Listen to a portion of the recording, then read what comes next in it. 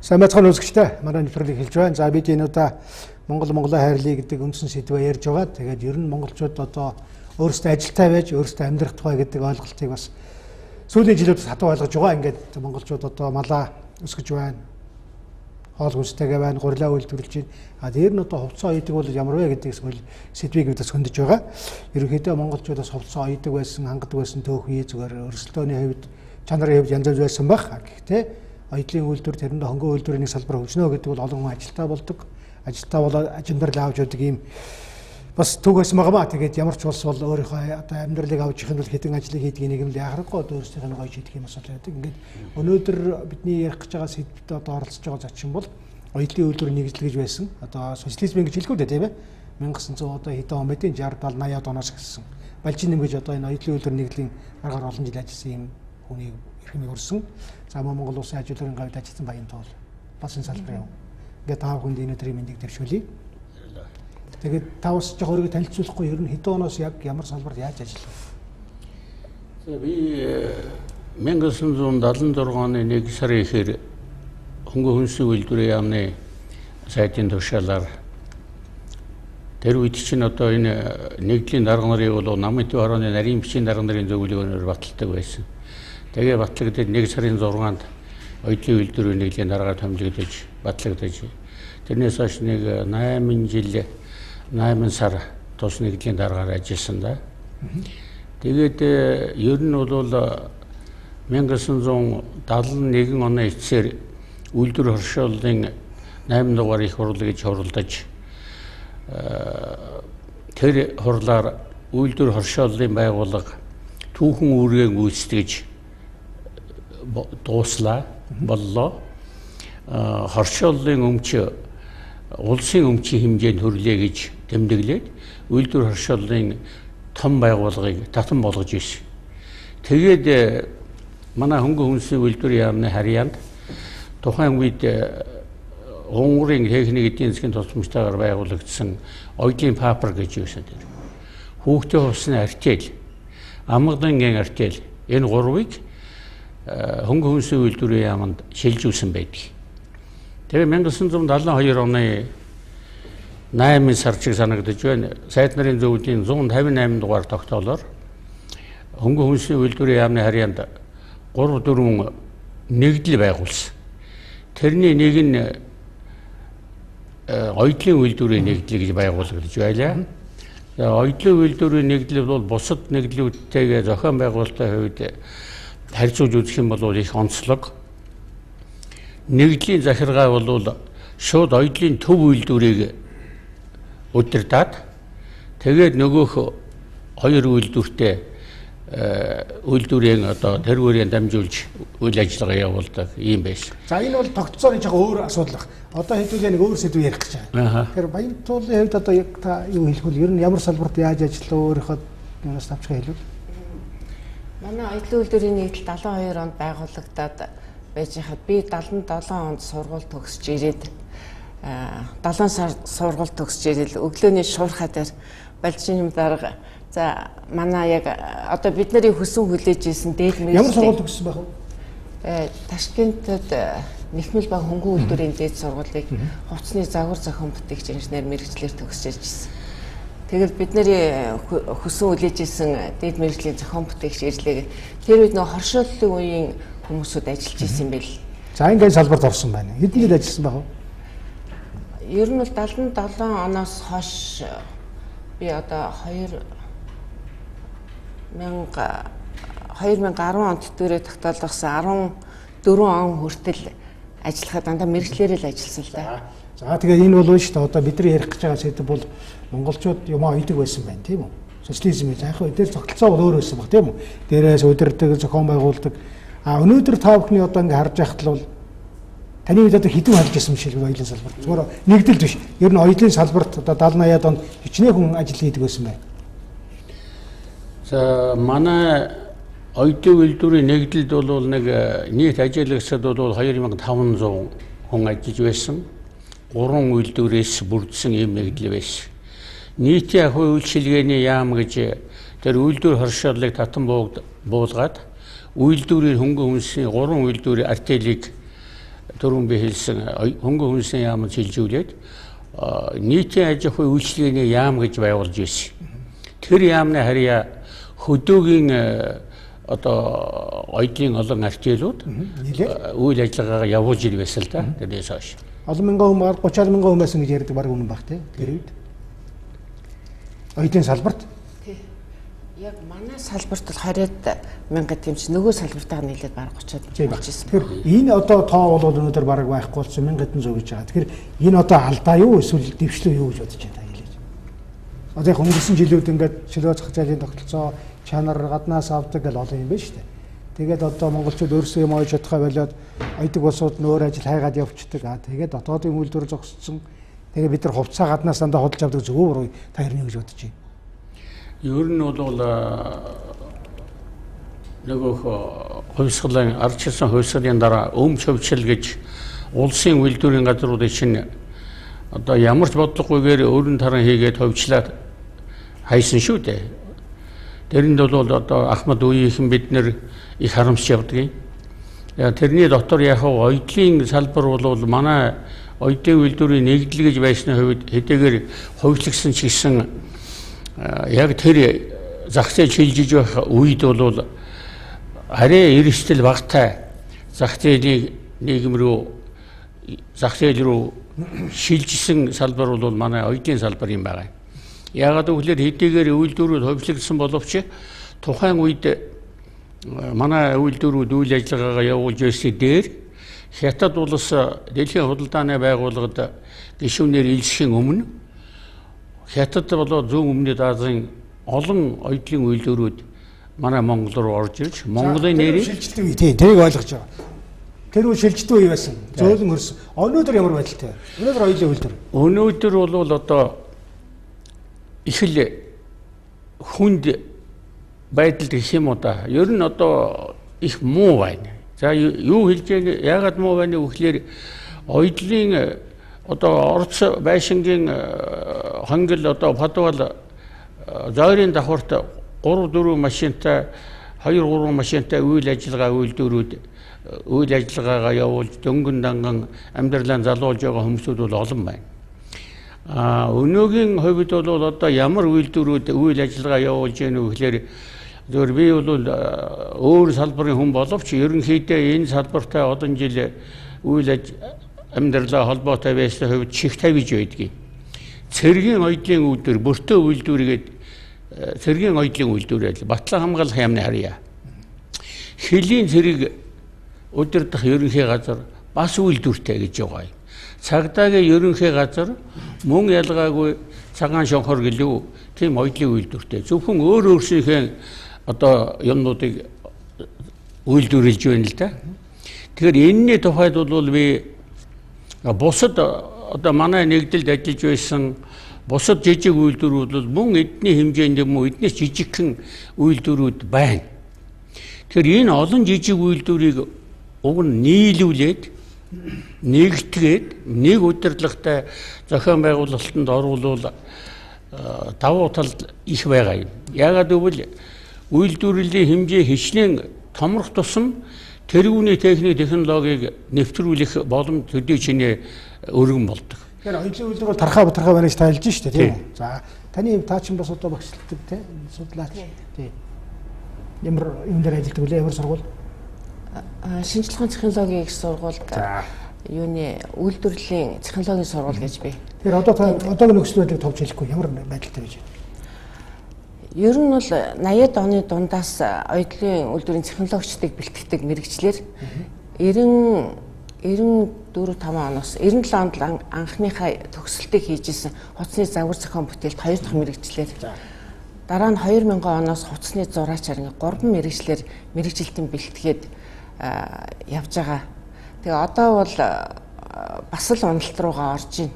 Хөнгөн хүнс хоёр нийлдсэн оюутнууд цөөрөөд мэрэгчлүүдээ нэгтгээд явж байгаа шиг байна одоо. Гэхдээ та одоо хэлдэг одоо ойдлын салбарт биш үү? Монголчууд өөрсдөө хувцас хийж чадж чадахгүй. Хэдэн хувийг авч ийн. Та судлаачид санаа зовдөг байгаа билүү тийм. Бид нар чи маш их ухралтанд орсон шүү дээ. Бидний үед чинь бол Монголын ард түмнийг манай ойдлын үйлдвэрийн нэгдэл хувцаар хангадаг байсан. тэр үед бол ер нь гаднаас бараг бүтээгдэхүүн орж ирдэггүй байсан баг. Их бага орж ирнэ. Одоо бол бид нар хувцас ер нь дандаа импортоос голцоо авч байна. Тэгээд ер нь манайх чинь боломж бол маш их байгаа. Ганцхан оёмл биш. Арьс шир, ноос, нэхмэл, савх.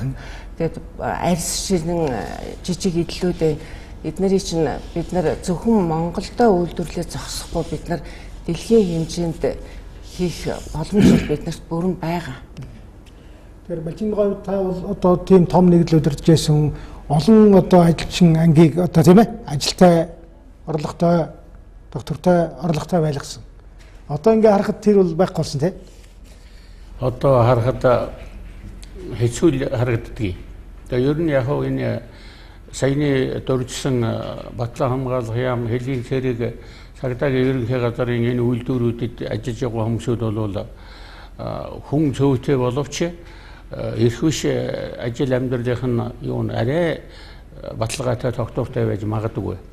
Бусад жижиг үйлдвэрийн хувьд бол ер нь байдал их хүнд байгаа шүү дээ. Яг сүүлийн үед одоо ингээд монголчуудыг ажилтаа болгоё, ажлын байр гэж хэлээд байгаа. Ажлын байр биш л зүгээр ажилтаа болгоё тийм ээ. Орлоготой болгоё гэж энэ үеийн засгийн газар их хурл яриад байгаа. Тэгээд юунаас эхлэхүүхээр одоо нэг оёдлын салбарыгаа дэмжих юм бол нэг шууд 10-аас 30 мянган хүнийг ажилтаа болгоно гэсэн ийм тоо яриад одоо нөгөөдөр хурл болох гэж тийм зөвлөгөө болох гэж. Тэгээд энэ асуудал дээр л танаас саналаа хэлээч. Энэ одоо ер нь хэрэгцээ юу эсвэл зүгээр энэ зүгээр урайл ооцсон байна юу гэж бодож байна та? Сая бол би хэллээ л дээ. Ер нь ухаан том үйлдвэр тэргүүний техник технологи нэвтрүүлэх өргөн боломж байдаг том үйлдвэрт. Жижиг одоо өнөө маргаашаа дөнгөн данган үйлдвэр ажиллагаа явуулж байгаа үйлдвэр тийм боломж байдаггүй. Жишээлбэл би өөрийнхөө одоо нэгдлийн жишээнээс ярихад толгойл үйлдвэр, оёдлын төв үйлдвэр, нэгдлийн захиргаа бол шууд оёдлын төв үйлдвэрээ удирдаад тэнд бүтээгдэхүүний загвар зохион бүтээх үлгэр загварын ордон гэж байлаа. Тэр ордонд насан туршидтын бүх төрлийн хувцасны загварыг зохион бүтээн. Хүүхдийн бүх төрлийн хувцасны загвар зохион бүтээгээд тэгээд технологийн боловсруулад үйлдвэрлэлдээ оруулаад туршаад тэгээд масс үйлдвэрээ явуулдаг юм байсан.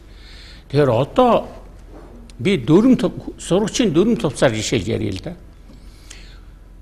Миний бодлоор бол ухаан энэ сурагчийн дөрөв товц үйлдвэрлэж байгаа жижигхэн үйлдвэрүүд ямар нэгэн хэмжээгээр үйл ажиллагаагаа нийлүүлж нэгтгэх юм бол илүү үр дүнтэй санагдаж байгаа.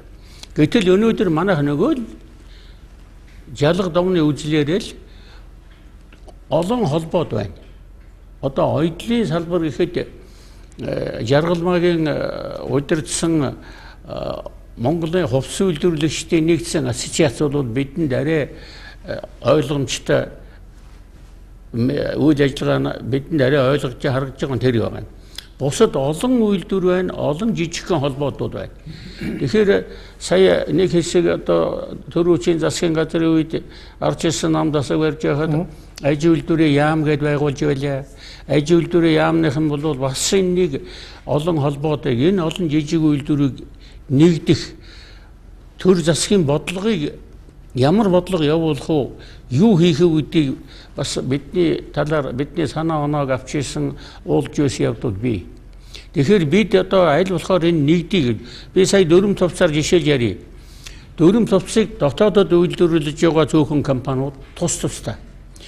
Зарим нь хүүхдийн дөрөв товцны материалыг гайгүй чанартай материал авчираад үйлдвэрлэл явуулж байгаа. Зарим нь чанар муутай, чанарын шаардлага хангахгүй, эрүүл ахуйн шаардлага хангахгүй материалаар хүүхдийн хувцас үйлдвэрлэж гэнэ гэж одоо яриа гараал байна шүү дээ.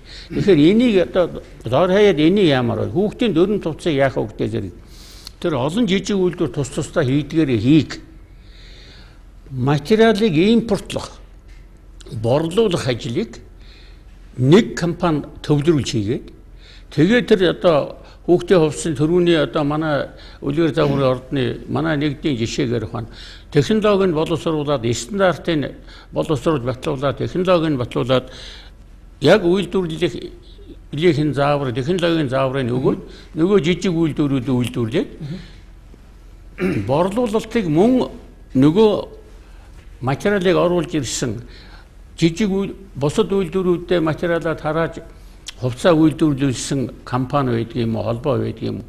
Тэр нь борлуулалтаа нэгсэн журам хариуцаад явбал илүү үр дүнтэй шиг санагдаж байгаа. Тиймгүйгээс зарим нэг нь энд үйлдвэрлэж яадаг, зарим нь энд үйлдвүүлсэн нэртэй ажиллах хүчин үүний хамтдаа ирээнд аваачиж оюулаад тэгээд наашны оруулж хийж. Бидний одоо ярих гэдэг гол сэдвүүл энэ л дээ. Монголчууд өөрсдөө хувьцаа ойж чадахгүй эсвэл ингээл гаднаас аваад байгаа.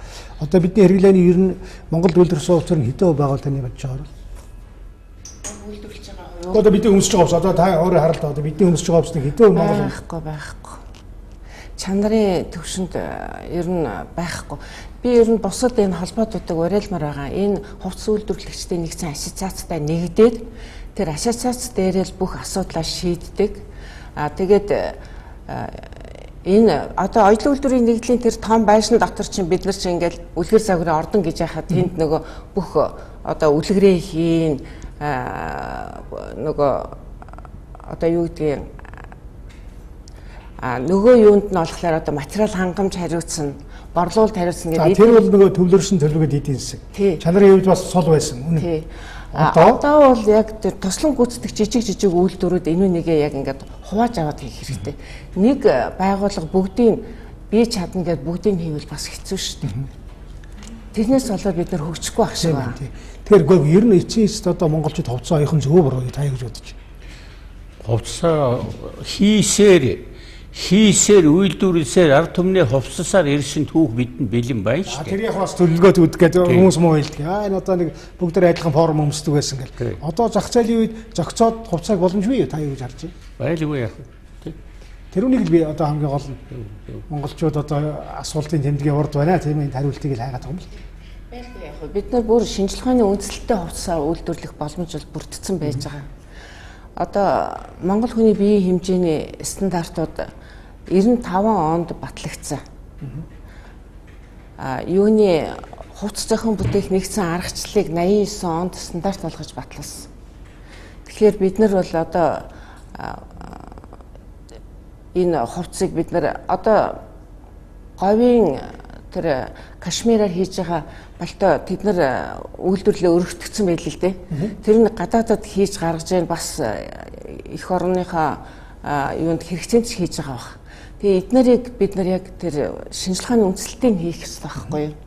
Ойрын нөгөөдрөөс одоо юу болох юм бэ шүү дээ? Оёлын үйлдвэрийн одоо салбарын том зөвлөгөө болох юм байна. Энэ зөвлөгөөнөөс хүрэн та юу хүлээж байгаа бол ямар шийдвэр гаргах вэ гэж гараасаа л хүсэж байна. Уучлаарай би зүгээр ер нь энэ одоо залуугийнхаа нэг тийм юмны сэв олж хардаг гэдэг юм уу? Шүүмжлэлтэй ханддаг ийм хүн байсан. Одоо тэр мар бүр улам даамжирч байгаа тал байх шиг байна. Би зүгээр энд тэрнийг батлахын тулд нэг эвгүй үг хэлээ л дээ. Монголд өнөөдөр энэ 27-8 жил энэ 30 жилийн түүхэнд юу хийж чадж байна вэ гэхлээр сүртэй нэртэй үндэсний чуулган сүртэй нэртэй тим ийм форум ийм юмыг хийгээд байдаг. Үр дүн нь юу болоод ямар хэмжээний гадна дотны хөрөнгө оруулалт хамтын ажиллагааны ямар хэмжээний зардал мөнгийг өрөөд өнгөрдөг юм бол доо гэхээс биш үр дүн өнөөдөр хүртэл бидэнд харагдахгүй байгаа. Уучлаарай би зүгээр өөдрөг бишээр хэлэхэд магадгүй энэ зөвлөгөөн гэнэ өөрийн чинь саяны хэлдэг энэ хурал мөн өмнөх 20 гаруй 30 жилийн зохион байгуулж ирсэн олон чуулган форумтай ижил битгий болоосой л гэж хүсэж байна. Ижил битгий болоосой гэж хүсэж байна. Түрүүн ажилчны дээр үеийн одоо нэрээр хан уул дүүргийн соёлын төвд аж үйлдвэрийн аврын ажлын байраа баталгаажуулах гэсэн сэдвэт уулзалт ярилцлага болсон. Тэрэн дээр яригдж байгаа ярьсан зүйлүүдийн үргэлжлэл байгаасаа тэр уулзалт ярилцлагад ерөнхийлөгч Баттуулга оролцож товч үг хэлсэн, хүмүүсийн санал сэтгэлдээ сонссон, хариулт өгсөн. Тэр үргэлжлээсээ ерөнхийлөгч, шин ерөнхийлөгч, ажилчин ангиас гаралтай хүүхэд эцэг их нь комбинатад ажилчин байсан. Эцэг нь одоо бүр намайг хөнгөн үйлдвэрийн техник мөржийн сургуульд орлогч захирлаар ажиллаж байхад үйлдвэр сургалтын мастераар ажиллаж байсан юм халтам аав. Тэгээд тэр ерөнхийлөгч бол хэлж дээ л дээ. Энэ ажилчин ангийг одоо сэргээх, энэ аж үйлдвэрийг сэргээн хөгжүүлэхийн төлөө би зүтгэнэ.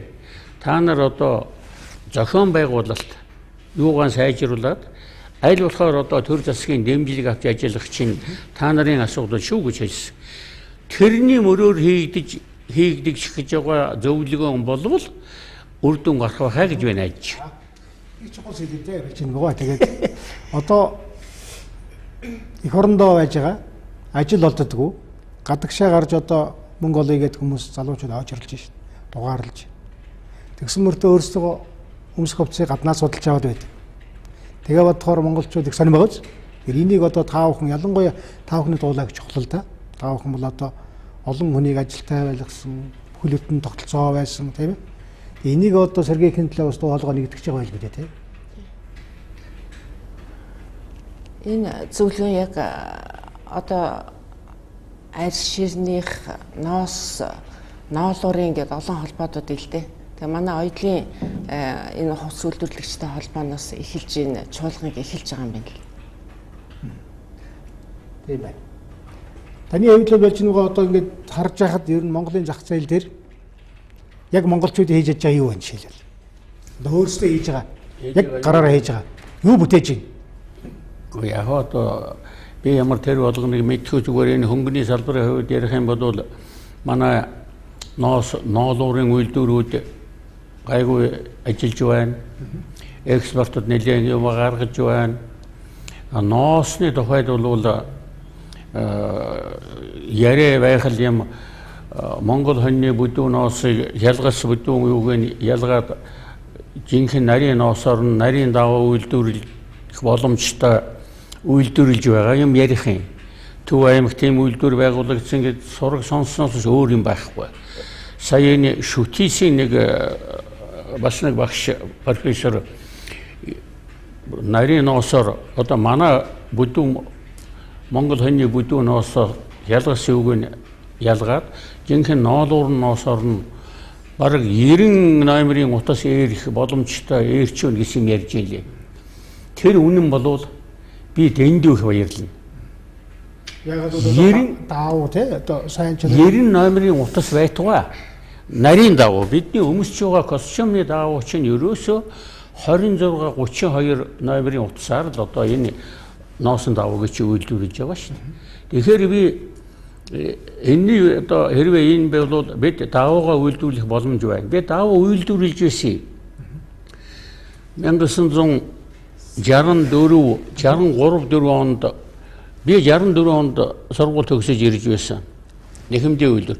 Тэгэхэд Бостон Армур гэдэг нарийн давуу нэхэж байсан. Тэрний нарийн ноосд орхон үйлдвэрийн хоныг зоотойгоос аюур зангаа билүү. Бий болгоод тэр нарийн ноостой хоньны ноосыг тусдал бэлтгээд нэхэмдээ үйлдвэрт өгөөд тэгээд утсаа ирээд давуугаа нэгчихсэн. Бүдүүн ноос байна. Одоо Монгол хоньны бүдүүн ноосоос сүүлийн үед манайхан ярьж байна. Барилгын дулаалга хийнэ гэж ярьдгийг. Би болдоо гэдгийг. Би энийг эрхэлж байгаа хамт ажиллаж байсан нөхөртөө би ярьсан. Дэндүү юм биш үү? Барилгын материал Монгол хоньны ноосыг барилгын материал хэрэглэнэ гэдэг чинь дэндүү буруу юм биш үү? Энийг чи би зөвшөөрөхгүй. Юу хийх хэрэгтэй юм? Нарийн давуугаа болъё. Хэвсний үйлдвэр. Улаанбаатарын хэвсний үйлдвэр, Эрдэнэтийн хэвс гэж байлаа. Дорнодын хэвс гэж 3 том хэвсний үйлдвэр байлаа. Тэрэнд энэ Монгол хоньны ноосоор хэвс үйлдвэрлэж байлаа. За тэр тэгээд өнгөрсөн түүхээ ховшлогдоод өрн таран бодоод зарим нь хаагдчихсан одоо ажиллаж байгаа нэг Эрдэнэтийн Улаанбаатарын хэвс хоёр байх шиг байна. Улаанбаатар энэ хоёр хэвсний үйлдвэрт зураг дизайн технологийн гаднаас тэргүүний технологи нэвтрүүлээд дэлхийн зах зээл борлуулах хэмжээний хэвс үйлдвэрлэх бүрэн боломж бий. Гэтэл одоо барилгын материалын хэмжээд тийм бүрэн боломж бий. Нарийн ялгаад нариноос хэлж штэ. Нарийн давуу хийхэ болий. Барилгын материалын дулаалга хийхэ болооч. Хэвсээ хийгээч. Зөвхөн Монголын газар нутаг дээр биш. Дэлхийн зах зээл дээр өрсөлдөх хэмжээний зураг дизайнтай хэвсээ үйлдвэрлээд дэлхийн зах зээл гаргаач. Хэвс үйлдвэрлэдэг дэлхийд нэртэй олон үйлдвэр Египт байна. Хэвсээр бол өндөр хөгжсөн. Ийм одоо улс орнуудтай техник технологийн хувьд хамтраад ажиллах юм бол манай хэвс, манай бүдүү ноос бол дэлхийн зах зээлд өрсөлдөхөөр хэвс үйлдвэрлэх бүрэн боломжтой түүхий ичэд. За их чухал сэдв юм аа. Тэгээд одоо эдл ялангуяа хувцас хийж чадах уу гэдэг асуудлыг тавьж ийн. Зүгээр таны хариулт бол тавж чадсан хариулж ийн тий. Бүрэн боломжтой. Энэ бол гаднаас янз бүрийн хөрөнгө оруулалт янз бүрийн юм шаардаад ахааргүй шүү дээ. Хүмүүс бол одоо манай төгсөгчд гэхэд чинь хоорондоо юугаар одоо хөрөнгө мөнгө мэрэгжил юмараа зогсож байгаа л тэгэл нэг гэрийнхаа болонд нэг оёдлын машин тавьж байгаа л юм хийгээд байхад бол амьдралаа аваад яваад байх хэмжээний тийм боломж ил байгаа. Боломж ил байгаа. За ингээд баярлалаа. Ерөнхийдөө бидний ярилцах сэдэв бол монголчууд өөрсдөө хувцас хийж чадах уу гэдэг юм сэдэв байлаа. Тэгээд та бол чаднаа гэж хэлж байна тийм үү? Хамгийн гол нь нэгдсэн зохион байгуулалт хэрэгтэй. Тэгээ би сая хэлсэн энэ дээр хувцас үйлдвэрлэж байгаа ухаана саяны ярьсан энэ одоо дөрвөн товчснууд үйлдвэрлэж байгаа хэд хэдэн үйлдвэрийг би нэрлэлээ шүү дээ. Тэгсэн тий. Тэдгээр үйлдвэрүүдийг нэг удирдлагатай болгох юмсаг гэж боддгийг. Батлан хамгаалах яамны үйлдвэр нэг хурандаа даргатай. Нэг засаг солигддог. Яамны сайд өөрчлөгддөг. Өөрчлөгдсөн сайд төрүүчийн хурандааг өөрчөөд өөрийнхөө мэддэг дотныхоо үнийг тэр үйлдвэр тавьдаг. Энэний оронд энэ гурван үйлдвэрийг тэр байтугай дээр нь гаал татварын ерөнхий газрын олон дөрвөн товч үйлдвэрлэдэг олон үйлдвэрүүдийг нийлүүлээд өөрөөр хэлбэл удирдлагын нэгдгийг илүү үр дүнтэй юм шиг санагдаад байгаа. Тэгээд импортоор авдаг материал байдгийн бол тухайлсан нэг компани тэдгээрийн хэрэгжилж байгаа шаардлага хангаж байгаа материалыг худалдаж авч оруулж ирээд тэгээд тэр үйлдвэрүүд нэгдсэн удирдлагатай. Тэр чинь өнгө зүсийг бол өөр болохоос биш хэмжээ дамжаа бол одоо тэр чинь нэг удирдлагатай тэгээд түрүүний хэлдгээр нэг удирдлагатай гэдэг маань нэг байшин нэг дээврд ор гэж байгаа үг биш шүү дээ. Тустай байг үйлдвэрүүд. Нэг удирдлагатай болоод импорт борлуулалт импорт материал авчрах оруулж ирэх хоёрын нэг удирдлагатай болгочихвол тэр олон хүний оронтой хэмнэгдэнэ дээ. За энэ салбар их чухал салбар юм. Та бол одоо багшилдаг тэгээд оюутны чирийн ажлын байр тавьж чадж байна, ажил тавьж чадж байна. Оюутнууд маань ер нь тэгээд ихэнх нь энэ салбараас бас гараад ах юм аа. Тэр ажиллаж байгаа орчин муу, цалин муу, тэгсэн бодлого байхгүй, захиалга муутай. Тийм болохоор тэгэл өөр салбар руу орчиж байна. Яг сонирхлоор хүмүүс хийж байгаа хүүхдүүд бий л дээ. Сайн ажиллаж байгаа хүүхдүүд бий. Тэр ирээдүйн бол жоохон бүрхэг байгаа учраас боловсруулж нэмж тогтворог байна. За ингээд баярлалаа. Билжин байгаа танд их баярлалаа ирсэнд. Ингээд монголчууд өөрсдөө хувцас үйлдвэрлэх болох болтугай. Та бүхэн дэмжээрэй. Удахгүй дээшээ төвшөнд гарах байхаа. Тэгэд найдаж шээ. За баярлалаа.